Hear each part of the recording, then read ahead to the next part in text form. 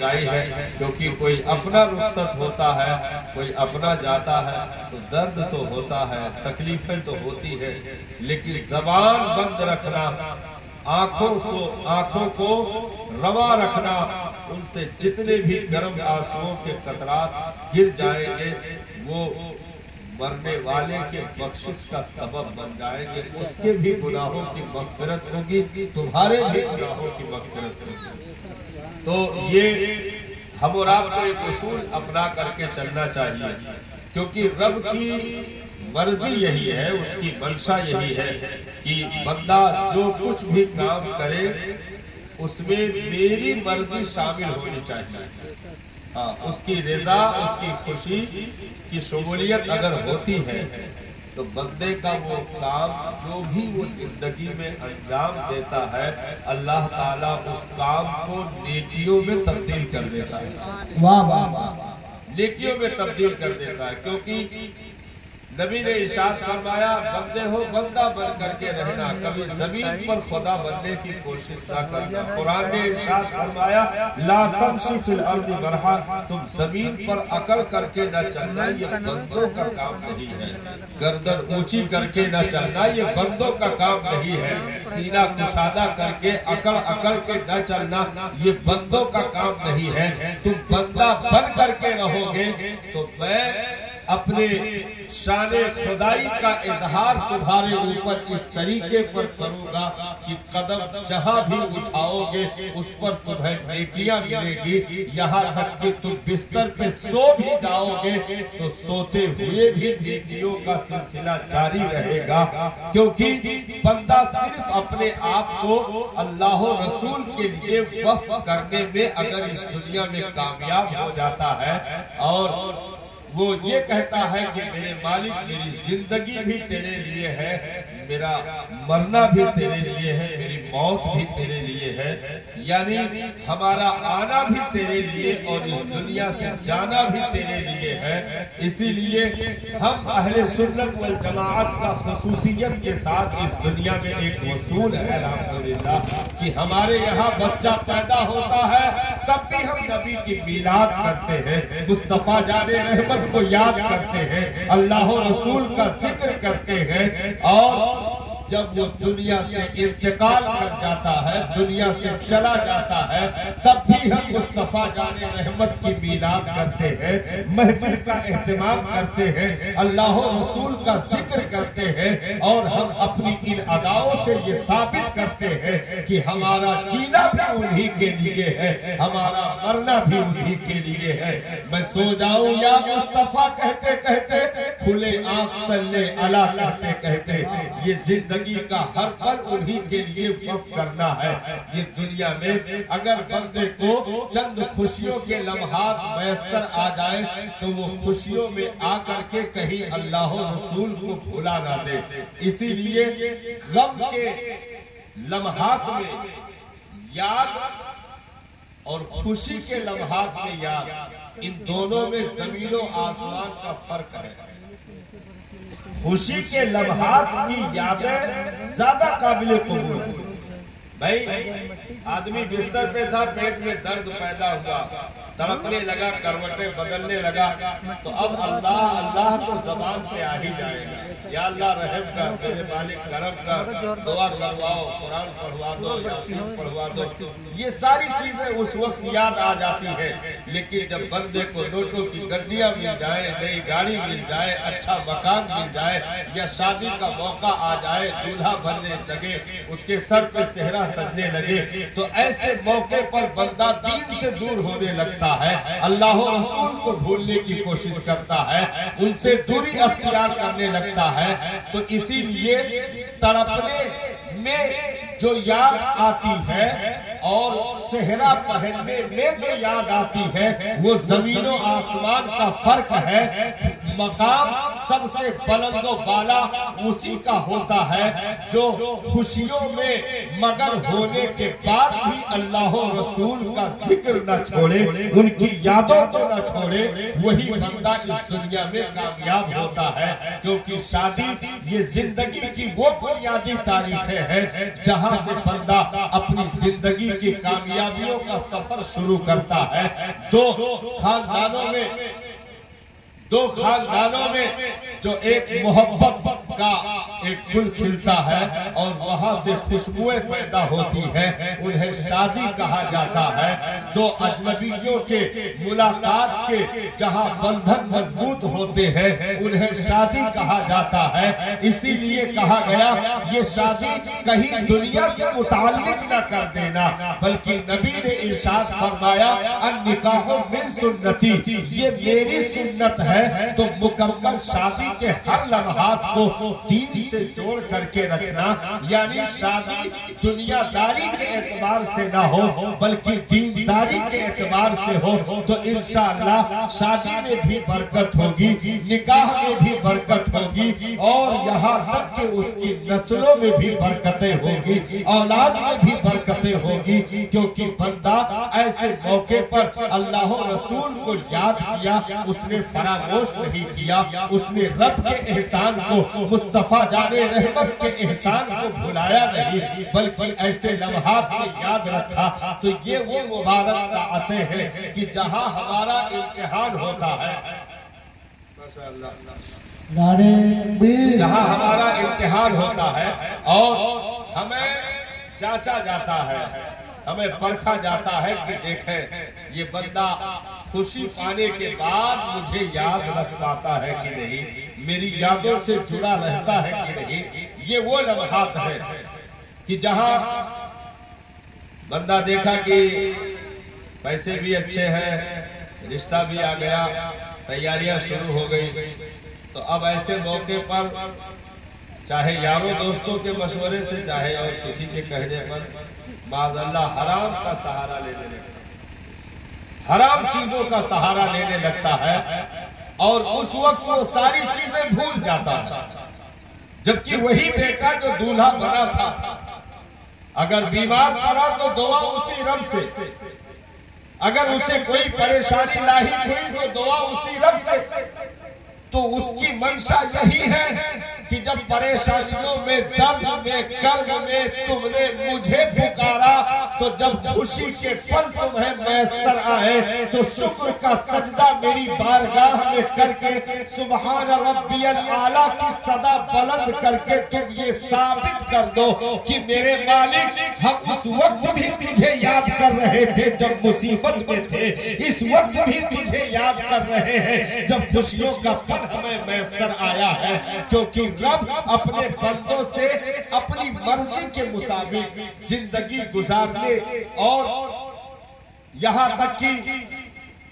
ماشاءاللہ حضرت کی بھی تشریف آوری ہو گئی، بس صلاۃ و سلام ہونے جا رہا ہے اور دعا پر محفل کا اختتام بھی ہوگا انشاءاللہ۔ آپ حضرات نعرہ تکبیر، نعرہ رسالت، مسلک اعلیٰ حضرت، مسلک اعلیٰ حضرت، پیر طریقت، پیر طریقت، پیر طریقت حضرت علامہ الحاج عبدالوحید صاحب قبلہ۔ نعرہ تکبیر، نعرہ رسالت، علماء اہل سنت۔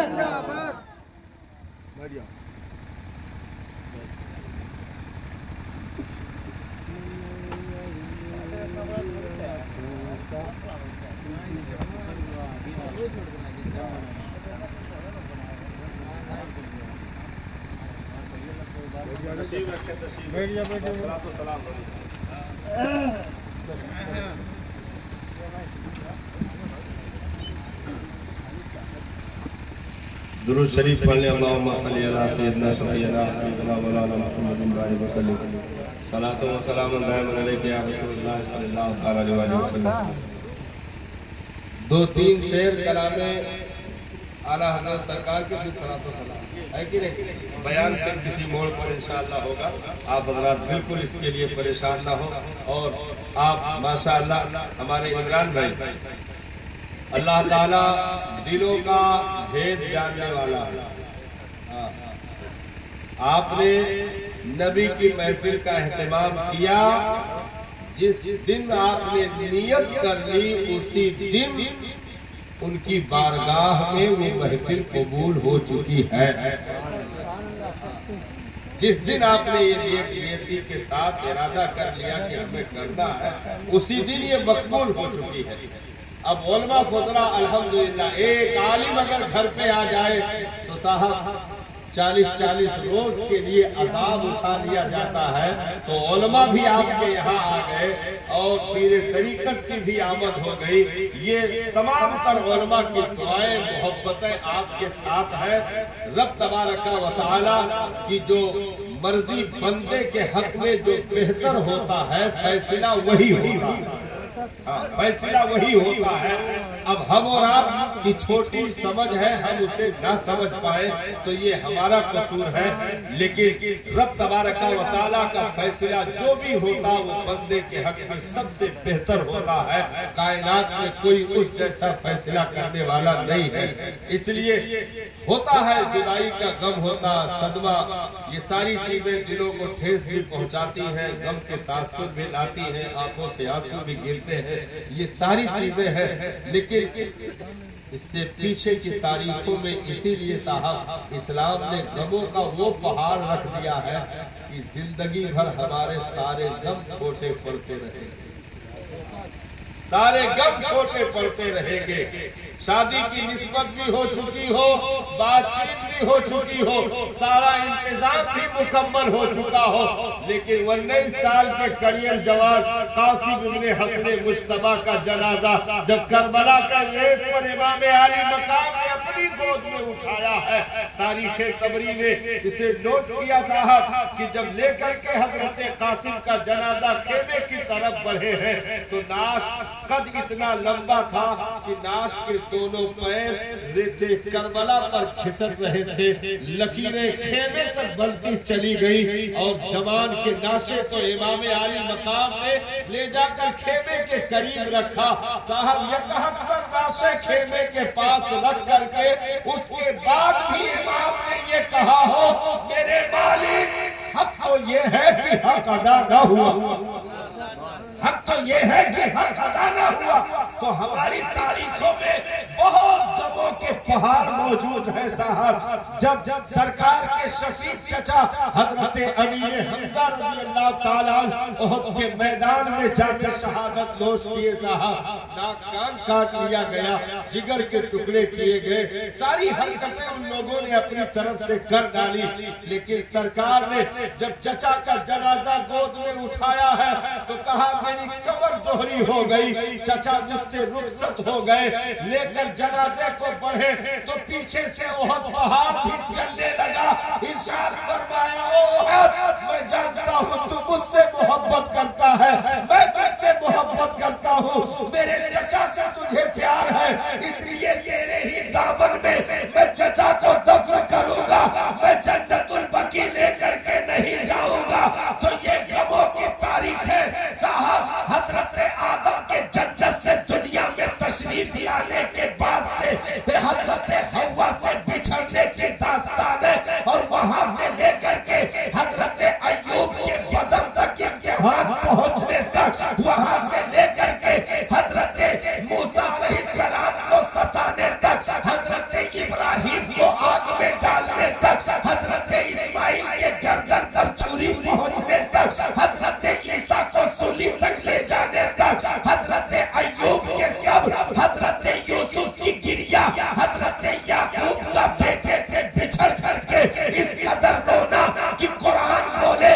کہ حضرت یعقوب کی دونوں آنکھیں بیٹے کے جدائی کے غم میں سفید ہو گئی صاحب۔ بیٹے کے جدائی کے صدمے میں روشنی حضرت یعقوب کے آنکھوں کی چلی گئی، اور یہ بیٹے کا صدمہ تو یہ غموں کی لمبی داستانیں ہمارے دامن میں موجود ہے۔ ہم ان تاریخوں کو دیکھتے ہیں تو ہمارے غم پھیکے پڑ جاتے ہیں صاحب، کیونکہ جب اللہ کے مقرب بندوں کے ساتھ یہ معاملہ ہو کہ نبی ہو اس کے بعد بھی آتش کدہ، نبی ہو اس کے بعد بھی سولی کا فندہ، نبی ہو اس کے بعد بھی حضرت زکریا کے سر پر جب درخت کے اندر چھپے ہوئے جب آرا چلا ہے سر تک پہنچا، انہوں نے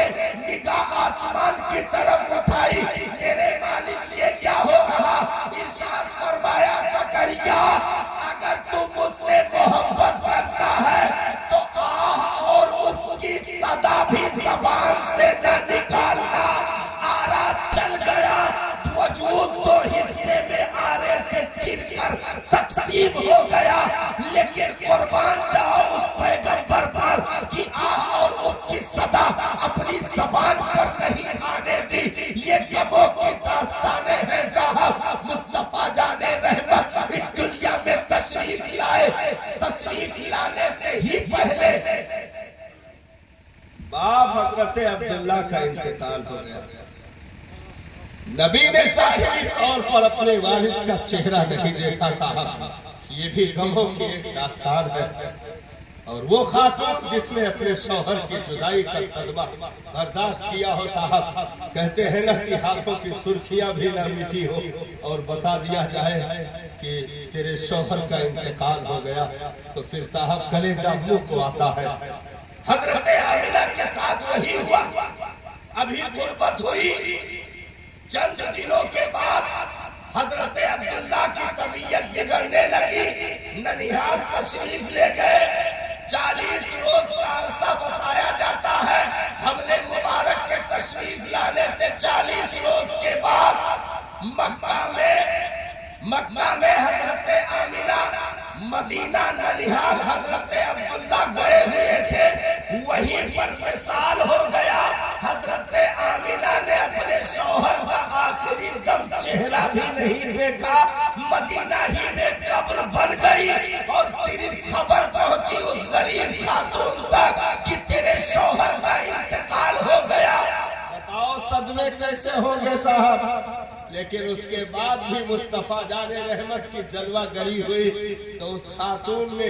ایک لال کے چہرے کو دیکھ کر، باپ کی آخری نشانی کو دیکھ کر دلوں کو ڈھانپ دیا، تو ساری امیدیں بڑھی اور پھر زندگی کا سفر شروع ہوا۔ جب نبی 6 سال کے ہوئے حضرت آمنہ نے ایک دن ارشاد فرمایا، میرے بچے تم نے اپنے باپ کا چہرہ نہیں دیکھا، میری آرزو ہے کہ میں تمہیں لے چلوں، کم سے کم اپنے باپ کی قبر ہی دیکھ لو، کم سے کم باپ کی تربت ہی دیکھ لو۔ حضرت آمنہ، ساتھ میں ان کی خادمہ حضرت ام ایمن اور مصطفیٰ جان رحمت کی مقدس ذات، تینوں افراد نے مکہ سے مدینے کا سفر کیا اور جا کر کے پہنچے۔ جیسے شوہر کی قبر حضرت آمنہ نے دیکھی، جو زخم صاحب مندمل ہونے کی کوشش کر رہے تھے، اچانک ان زخموں کا بند ٹوٹ گیا اور ہائے کہہ کے اپنے شوہر کے تربت کے پاس بیٹھ کر لپٹ گئی، اور آنکھوں سے لگاتار آنسوں کے سیلاب جاری ہے۔ نبی بھی امی جان سے لپٹ کر کے رو رہے ہیں، اور وہیں پر حضرت آمنہ کی طبیعت بگڑنا شروع ہو گئی۔ کہا کہ جلدی سے واپسی کرو، میری طبیعت بگڑ رہی ہے۔ واپس آتے آتے ابھی مکہ نہ پہنچی، مکہ میں ابوا میں حضرت آمنہ بیٹھ گئی اور اپنے لال کو جو 6 سال کی عمر ننھی عمر نبی کی تھی، اپنے کلیجے سے آمنہ نے چمٹا لیا اور روتے ہوئے ارشاد فرمایا، میرے بچے میرا مرض بڑھتا جا رہا ہے، لگتا ہے میرا انتقال ہو جائے گا۔ نبی کے ننھے ہاتھ کو ام ایمن کے ہاتھ میں حضرت آمنہ نے دیا، ارشاد فرمایا، ام ایمن میرے شہزادے کو سردار قریش عبد المطلب تک پہنچا دینا اور کہہ دینا میرے لال کو کوئی تکلیف نہ پہنچنے پائے۔ بہت سی صبر و شکر کے کلمات کی تلقین ہوئی صاحب۔ اس کے بعد اچانک نبی کو گلے سے لگائے ہوئے تھے حضرت آمنہ کی پکڑ ڈھیلی پڑ گئی۔ سرکار نے مڑ کے دیکھا تو ماں کے بدن سے روح پرواز کر چکی تھی۔ 6 سال کی ننھی عمر ہے، ماں کا انتقال ہو گیا صاحب۔ ابھی باپ کی قبر دیکھ کر آئے تھے اور ماں کا جنازہ دیکھ رہے ہیں۔ پوچھو نا مصطفیٰ جان رحمت سے کہ کیسے غموں کا پہاڑ دیکھا ہے صاحب۔ ہم اور آپ ان غموں کی داستانوں کو سن کر کے ہم اپنے غموں کو بھول جاتے ہیں۔ موتیں تو ہونی ہے صاحب، دنیا بنی ہے جب سے لاشیں چل رہی ہے، اور ان لاشوں کی بارات قیامت تک جاری رہے گی۔ آج وہ گیا ہے، کل ہماری باری ہے۔ پھل پھلا جائے گا۔ صاحب ہم نے یہ تو شادی میں کا وقت ہے، بھائی بڑے بھائی کے دلہن کے بڑے بھائی کا انتقال ہوا، ہم نے تو ایسے بھی دیکھا صاحب دولہا صحرا بھی پہن لیا، جوڑے جامے میں ملبوس ہے، گھوڑے پر سوار ہے، اور ابھی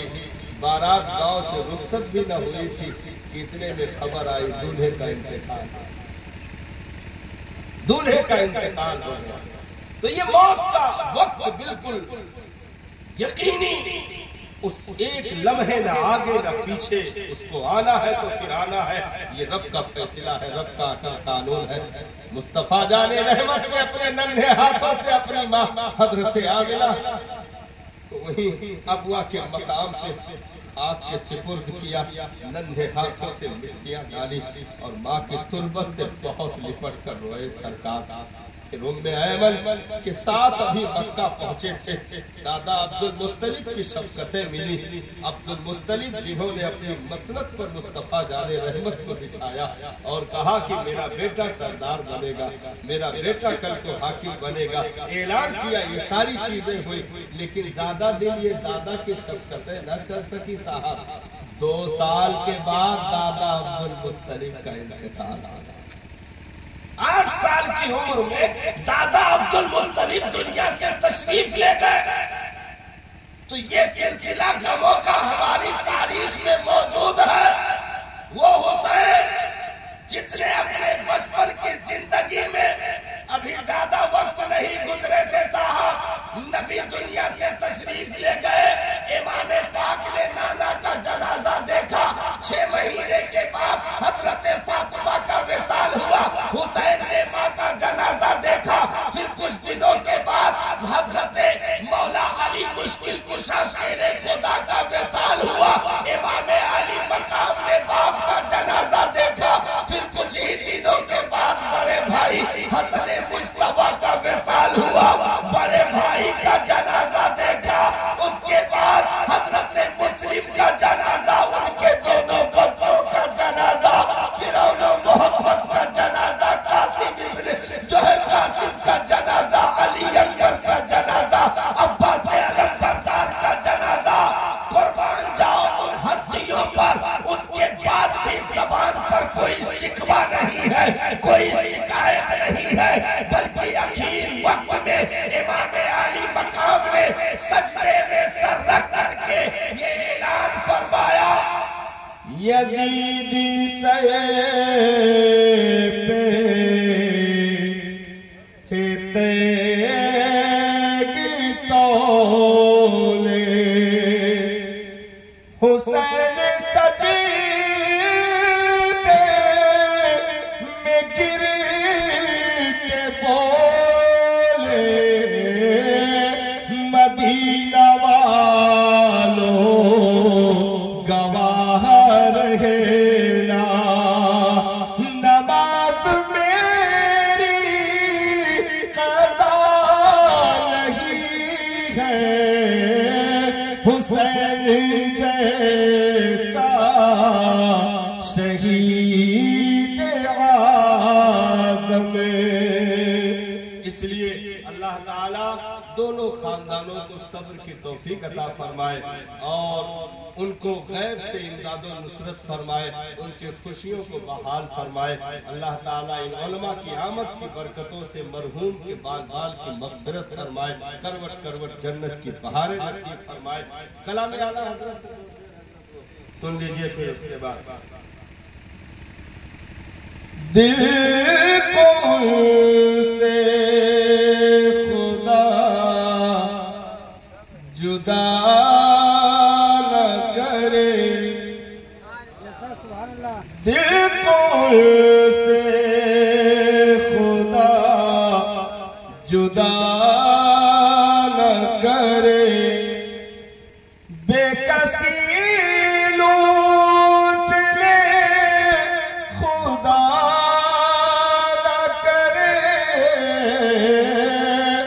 دل کو سے خدا جدا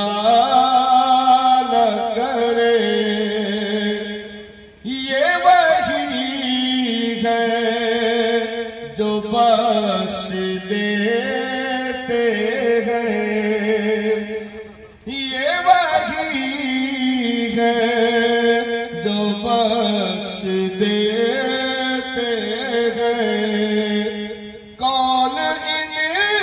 جرموں پہ سزا نہ کرے، بے کسی لوٹ لے خدا نہ کرے۔ دل کا حال چلا حرم سے مجھے، ارے تیرا برا خدا نہ کرے، بے کسی لوٹ لے خدا نہ کرے۔ مکہ لے رضا سب چلے مدینے کو، لے رضا سب چلے مدینے کو۔ میں نہ جاؤں ارے خدا نہ کرے، بے کسی لوٹ لے خدا نہ کرے۔ السلام علیکم۔